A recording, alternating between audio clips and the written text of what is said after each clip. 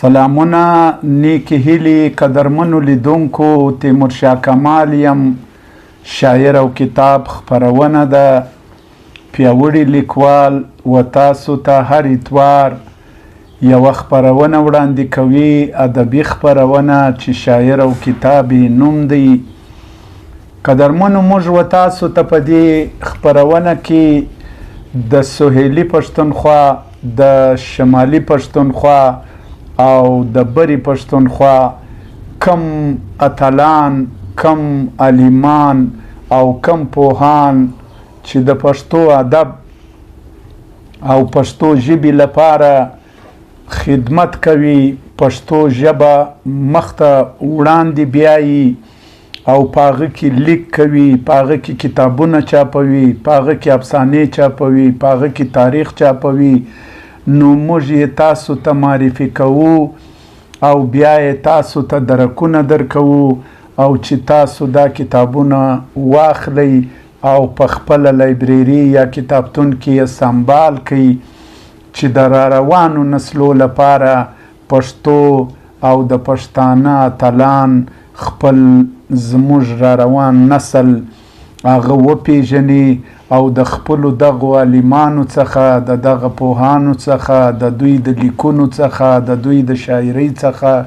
د دوی د افسانو څخه، د دوی د تاریخ څخه، د دوی د ډرامو څخه، د دوی د خاکو څخه او د دوی د هغه ادبي ټوټو څخه چې دوی د خپل علم وړانګې په هغه کې اچولې وي او وکام ته یې وړاندې کړي وي. بلې او ملګرو، زموږ دغه ادبي سلسله چې دوامداره روانه ده او موږ له تاسو هم دا هیله کوو چې موږ ته دعا کوئ چې زموږ دغه سلسله دغسې روانه پاته سي او موږ په خپل ادبي دغه چوپړ کې کامیاب سو او پښتو تاریخ ته، پښتو ادب ته موږ یو داسې څه ورکو چې زموږ د سبا د نوي نسل دپاره یا زموږ د سبا د قلمکار دپاره موږ هغه کارونه اسانه کو چې بیا یو څوک دا زیار باسي او دا کوشش کوي چې د سویلي پښتونخوا، د شمالي پښتونخوا او د بری پښتونخوا لیکوال او شاعران دا را یو ځای کې د دوی ادبي زیار را یو ځای کې، نو موږ به یې ورته دا کار اسانه کړی وي او موږ به ورته در خپله وسه پورې چې موږ ته کوم کتابونه خلک ډالۍ کوي، پیاوړي لیکوال یې و تاسو ته بیرته جوابي تاسو ته ډالۍ کوي. زموږ د هغه لیکوالو او د هغه شاعرانو څخه مودبانه گزارش دی او ډېر هیله ځنې لرو د چا سره چې کتابونه چاپ پراته دي او دوړو لاندې کړي دي، څوک نه دي ورباندې خبر، نو د هغوی څخه دا هیله کوو چې پیاوړي لیکوال ته درې کتابه را ډالۍ کوي او موږ ته یې راواستوئ. زموږ پر سکرین باندې دغه نمره چې لیکلې ده پر دې باندې د تایر لیوال سره تماس ونیسئ او خپل کتابونه موږ ته راواستوئ. موږ به یې د دې خپرونې د لارې و ټولو ادبوالو و ټولو پښتنو ته ډالۍ کو او د تاریخ یوه حصه به وګرځي. نو زموږ دغه هڅه او کوشش دی چې موږ د خپل وطن، د خپلې خاورې هغه لیکوال او شاعران را ژوندي کړو، په خلکو یې وپیژنو او د هغوی کتابونه و تاسو ته وړاندې کو. ملګرو، زموږ نن د دغې ورځې د شاعر او کتاب خپرونې دغه کتاب زموږ د خواږه ملګري چې د پیاوړي لیکوال سره دغه کتابي سلسله په ویډیویي شکل مخ ته وړي او د پښتو ادب لپاره هر وخت د موږ سره زیار باسي. د قدرمن تایر لیوال صاحب زخمی زړه، دغه نومي کتاب چې د زخمی زړه په نامه دی، د تایر لیوال چاپ سوی کتاب دی او په دې کتاب کې ملګرو ټول ټال اتیا مخه 40 صفحې او د ځوانۍ او د ځوانو جذباتو او احساساتو هغه شاعري چې د په خپله ځواني کې کړې ده او بیا یې په دغه کتابي شکل چې زخمي زړه نومیږي پښتو ادب ته ډالۍ کړې ده چې نن یې موږ و تاسو ته د دغه کتاب تعارف کوو او طاهر لیوال تاسو په بېلابېلو منظرو کې په بېلابېلو مشاعرو کې او په بېلابېلو پروګرامو کې په مشاعرو کې هم اورېدلی دی خو موږ به یې نن و تاسو ته د کتاب دغه بشپړه احوال وړاندې کوو د کتاب تفصیل څه داسې دی د اصل نوم دی محمد طاهر تخلص یې لیوال د کتاب نوم یې زخمي زړه د پلار نوم یې حاجي فضل محمد او په خټه اڅکزی د زوکړې نیټه 1984 د زوکړې ځای پښین د استوګنې ځای هم پښین د شاعرۍ پیلې په پوره 2000 عیسوي کال کې کړی دی او ادبي تړاو یې د پیاوړي لیکوال پښین سره و او باید د دې کتاب 100 کالداري ده او په دغه کتاب کې ملګرو چې د کم مواد را یو ځای کړي دي موږ به د شهزاد صاحب د نظر وړاندې کولو پس د طاهر لیوال شاعري او د شاعرۍ نمونې هم تاسو ته وړاندې کوو نو ملګرو که چیرې تاسو وغواړئ چې د طاهر لیوال دغه کتاب لاسته راوړئ نو پر څیشه باندې چې کوم لمبر تاسو وینئ د طاهر لیوال سره تماس نیولی سئ او دغه کتاب ترلاسه کولی سئ او په بېلابېلو بوک سټالو کې هم دا کتاب میلاویږي د زخمي زړه په نامه او زما شخصي پیج د تیمورشاه کمال په نامه دی پر فیسبوک باندې دې پیج ته هم کله کله چکر لګوئ او پر یوټیوب باندې هم زما پیج د تیمورشاه کمال په نامه دی د پیاوړي لیکوال بېلابېل پروګرامونه تاسې زموږ پر دا پیجو کتلی سئ ستړی پښتون مه هېروئ روڼ سهار مه هېروئ د نعمت ظهیر پیج مه هېروئ د عبدالمالک کلمیار چې پر دې ټولو باندې به د پیاوړي لیکوال رنګارنګ خپرونې تاسو ته وخت په وخت وړاندې کیږي یو ځل بیا له تاسو دا هیله کوو چې پیاوړي لیکوال ته خپل کتابونه ډالۍ کوي موږ ته یې راواستوئ چې موږ یې د دې خپرونې لیدونکو ته ورمعرفي کړو شهزاد صاحب طاهر لیوال زموږ او ستاسو د ناستې د ولاړې او د ادب او د دې ادبي کاروان یو پیاوړی غړی دی چې له موږ سره دا کار او دا کاروان مخ ته بیایي او د شاعرۍ دغه زیار چې په ډېر چسپاندي او په ډېره تادي کې یې وکښئ او لکه څنګه چې تاسو ته معلومه ده کتاب چاپول نن سبا یو د زمري زړه غواړي یو ډېرې پیسې غواړي او ډېرې منډې غواړي خو دغه کار د په دومره چسپاندي او په دومره تادي کې وکړي چې بیا یې موږ ته دا کتاب ډالۍ کوي نو ته پر زخمي زړه څه ویل غواړي زما په خیال زه به یوار ستا شکریه ادا کوم د پیاوړي لیکوال د باده کوم ستا د ټولو ملګرو د باده کوم ستاینه مې کومه چې دا کتاب شاعر سلسله چې دې شروع کړې ده دا ډېر وخت غواړي دا ډېر زیار غواړي نو زه ستاسو د ټولو مشکور هم یم او زه ستاسو دا هم درکوم افرین هم درته وایم تر کومه ده چې د محمد طاهر شاعري ده او کتاب دی او زخمي زړه دی زما په خیال سره طاهر لیوال چې دی هغه د هېڅ رسمي تعارف محتاج نه دی خلک یې د اشعارو د لارې هم پېژني د اواز د لارې هم پېژني چې ام یې شعر ښه دی ام یې اواز ښه دی او بیا دا زخمي زړه چې دی د هغه د تاند د ځوانۍ هغه تاند د شاعري ده بلکل چې چې هر شی چې کوم دی هغه پر خپل ځای باندې معنا ورکوي، مفهوم ورکوي. او زه به دا زیر هم ورکړم کله دغه ته چې دا مړانه وکړله، دا زیار یې وکړي، دا کوشش یې وکړي، زخمي زړه د تاریخ په صفو کې په زمانو کې محفوظه کړي او د پښتنو او د شعر خوښوونکو لاس ته ورسوي. ډېر زر به داسې وسي چې د ده دویم شعري ټولګه به هم راسي. او په دې چې د هر څوک د هر چا د وس کار هم نه دی، د هر چا د بس کار هم نه دی. او دغه یو څو لیوني شاعران دي چې ځان یم ژوندی ساتلی دی، ژبه یم ژوندی ساتلې ده، جغرافیه یم ژوندی ساتلې ده، او د رګردو زیاتې ادب ژوندی ساتلی دی. نن کوم زه په دعوه سره وایم په دا قام غږ کوم، که قام یو ځای یادېږي، که ژبه یو ځای یادېږي، دا ټوله کریډیټ چې دی دا لیکوالانو د شاعرانو ته ورځي. او محمد طاهر لیوال د شعر سره سره نور د پښتو ژبې چې کوم خدمت دی کوي هغه پر خپل ځای دی. زه دغه غواړم چې ته د ده شعر زموږ مخ ته کښېږدې، خبره به پر مخ سره وکړو انشاءالله. نو طاهر لیوال ملګرو د تاندې ځوانۍ کلام دی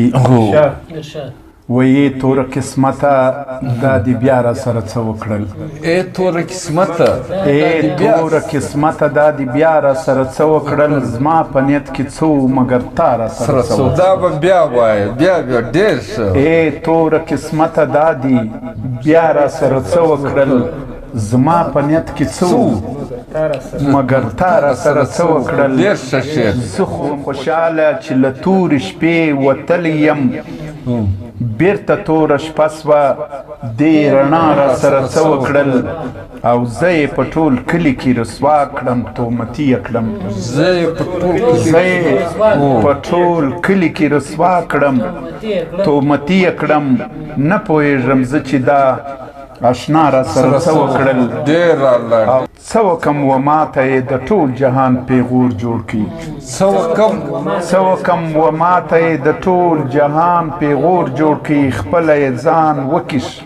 بې وفا را سره څه وکړل. دا به بیا وایه، ډېر ښه ډېر ښه. څه وکم و ماته یې د ټول جهان پیغور جوړ کړي، خپله یې ځان وکیش بې وفا را سره څه وکړل. دود نه و لمبه نه وه خو خاورې سوم طاهر لیوال، پوه نه سوم په ځان چې ستا خندا را سره څه وکړل. دود نه و لمبه نه وه خو خاورې سوم طاهر لیوال، دود نه و لمبه نه وه خو خاورې سوم طاهر لیوال، پوه نه سوم په ځان چې ستا خندا را سره څه وکړل. ای توره قسمته دا دې بیا را سره څه وکړل، زما په نیت کې څه و مګر تا را سره څه وکړل. اوس دا د تاندې ځوانۍ تانده شاعري او حسیم ژوند او شاعر چې دی د امکاناتو لاندې یي، هر وخت هر ګړی د هر شي امکان وي. او موږ رڼا بولو. اوس ګورې یو انسان دی سفر یې کړی دی، خصوصا د لیکوال سفر یې کړی دی د تیارې څخه رڼا. هغه رڼا باید چې د ده هغه تیاره ویسي، لیکن د شاعر کمال دا دی چې همدغه رڼا چې د پر ما تیاره راوستلې ده، دا د شعور خبره ده، دا د ضمیر خبره ده، دا د بصیرت خبره ده. هر رڼا نه وي، رڼا هغه وي نه چې زمان و مکان، مځکه و اسمان، ټول کائنات چې کوم دی نه هغه وځلوي نه، په لږ رڼا پسې یا په لږ شعور پسې هغه تګ نه شي. نو زه درته ډاډ ورکوم چې دوی د خوند څخه ډک کلام لیکلی دی. ته یو بل کلام زموږ مخ ته کښېږده. په کومه ورځ چې ښایسته له ما څتله باداره، په کومه ورځ چې ښایسته له ما څتله باداره، د زړه پر کور باندې میراغ له زلزله باداره ډېر الله ډېر په کومه ورځ چې شایسته له ما څتله باداره د زړه پر کور باندې میراغ له زلزله باداره تر اوسه پورې لا زما په مینه نه پوهېږي تر اوسه پورې لا زما په مینه نه پوهېږي خیر دی لوبه سي تر اوسه د وړه باداره ډېر الله ډېر الله ډېر زه یې تر دغه احسان هیڅ کله وتلی نسم زه یې له دغه احسان زه یې تر دغه احسان هیڅ کله وتلی نسم زما دیدن له چې راځي په سره غرمه باداره واه ډېر الله ډېر او دغه یو سوال مې کې قبول نور درنه هیڅ نه غواړم دغه یو سوال مې کړې قبول نور درنه هیڅ نه غواړم مه وینې ته په ما د خپل یار جنازه باداره خو ډېر الله ډېر دا انسانان نه دي لیوان دي زه یې ښه پېژنم دا انسانان نه دي لیوان دي زه یې ښه پېژنم طاهر لیوال وکم له چا څخه ګیله ډېر دا د نن په انسان باندې او په انسانیت باندې څوک شرمنده کیږي زما او ستا په ټولنه کې او زما او ستا په ماحول کې څه ناخوالې موږ وینو دا ادیب دی دا شاعر دی دا د دغه درېیمه سترګه ده چې د بل په نسبت یې دی زه محسوسوي او ما هغه شی د ده عنوان سي نه او بیا نازک خیالي شاعري د رحمانه سره واخلې د خوشحاله پورې د ابزار سره واخلې د حمید بابا پورې د نازک خیاله شعر چې کوم دی نه دا د ادب او د شعر چې کوم دی هغه ښایست دی په دې کې خپل قلبي وارداتونه روحاني وارداتونه شامل وي نو چونکې دی ځوان دی او د ځوان کهول ځوان شاعر دی نه د ده شعر چې دی نزاکت هم لري او نازک خیالي هم لري او خوند هم لري او خپل قلبي وارداتونه په واخله باندې دی بیانوي هغه خپل قلبي زه د ده دغه شعر ته یا دا کمال ته زه د ده جرأت وایم او شاعر باید چې جرأتمند وي خپل اظهار په جرأت سره وکړي ته یو بل کلام ووایه ستا له یادونو سره سم په سرو لمبو کې ځمه ستا د یادونو سره سم په سرو لمبو کې ځمه د سپېلني په ډول سوځم په دودو کې ځمه واه ډېر الله او ما ته خو نه رسیږي ستا د ښایست کومه فایده ما ته خو نه رسیږي ستا د ښایست کومه فایده که هر څو زه ستا د ښایست په خزانو کې ځمه ډېر ښه هغه به څرنګه ساعت وي چې یو وینم هغه به څرنګه ساعت وي چې یو وینم چې زه دا ستا د تورو زلفو په سایو کې ځمه ته دا بیا ووایه هغه به څرنګه ساعت وي چې یو وینم چې زه دا ستا د تورو زلفو په سایو کې ځمه او زما پر ګریوان باندې راتوی سي بی اختیاره اوښکې ما په ګریوان باندې راتوی سي بی اختیاره اوښکې کله ناکله چې اشنا ستا په یادو کې ځمه ډېر الله ډېر او که ملتنه غوښې پرې کړي هېڅ پروا یې نه کړم که ملتنه غوښې پرې کړي هېڅ پروا یې نه کړم کم وخت چې زه طاهر لیوال په اندېښنو کې ځمه ډېر الله نو یوه غزل بله ووایو بیا به پر اخري خبرو اختتام وکړو دی وایي چې تاوان کمی د سر وي که د مال وي زه ورځم تاوان کمی د سر او که د مال وي زه ورځم سرور کسرې لمبې وي چې هر حال وي زه ورځم ډېر الله ته دا بیا ووایه تاوان کمی د سر وي که د مال وي زه ورځم سرور کسرې لمبې وي چې هر حال وي زه ورځم هر رنګه تکلیفونه وړم د خپل اشنا دپاره هر رنګه تکلیفونه وړم د خپل اشنا لپاره پر ما که یوه شپه هلته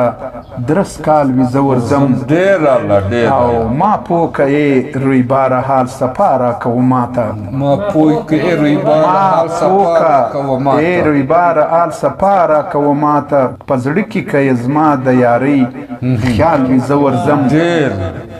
او ډیر لوی ارمان لري خلکو اشنا زما د لیدلو ډیر لوی ارمان لري خلکو اشنا زما د لیدلو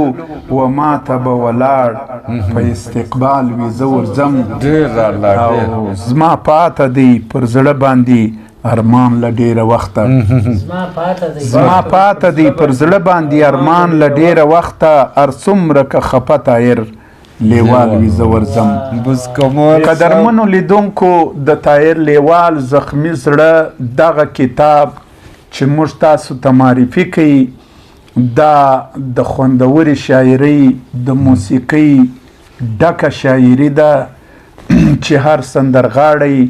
او هر ګلوکار یې په ډیر خوند په موسیقي کې فټولی سي راتللی سي مترنمه شاعري ده د دغه شاعرۍ څخه خوندونه واخلئ زخمی زړه دا کتاب لاسته راوړئ د طاهر لیوال سره پر لیکلې نمره باندې تماس ونیسئ او شهزاد صاحب اخیرنۍ خبرې زه به دا ووایم چې د طاهر لیوال دغه زخمی زړه کومه شاعري چې ده نه دا د موسیقیت څخه ډکه ده نه او د غزلي انداز یې سندریز دی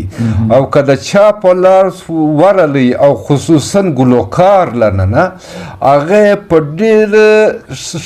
ساده او ښایسته انداز چې کوم دی نه هغه ویلی سي د مفهوم په حواله هم د معنا په حواله هم د تاثیر په حواله هم چونکې زه د خپل شخصي پیژنم قلبي یم پیژنم او دا به ووایم چې روحاني لا هم پیژنم نو د دغه ټول اظهار چې دی هغه په زخمي زړه کې پروت دی نه او دا ترا شاعري او دا ترا بیا خصوصا په پښین کې ناړه کله د طاهر لیوال چې کوم شاعري ده د منفرد رنګ لري او که د ده دغه رنګ پر ده دغه رنګ غالب پروت ما په ابتدا کې و چې د ده دویمه شاعري ټولګه را روانه ده نه هغه در دې بل نوره لا خوندورې نو زه د کمال ورور ډېر داد ورکوم چې دی د داسې شاعرانو حوصله افزایي کوي او شاعر د شاعر حوصله افزایي ونه کړي بل بیا نو څوک وکړي او د ده شاعري چې ده د دغه کمال لري چې یوه غزل یې ووایه دویم غزل یې بیا خامخا ته پسې وایه ولې چې د ده په غزل کې رنګ هم شته خوند هم شته معنا هم شته مفهوم هم شته قدرمنو لیدونکو زخمی زړه نومې د طاهر لیوال دغه کتاب ضرور واخلئ او ویل ولئ پر شاعري به یې خوندونه واخلئ نو زموږ دغه خپرونه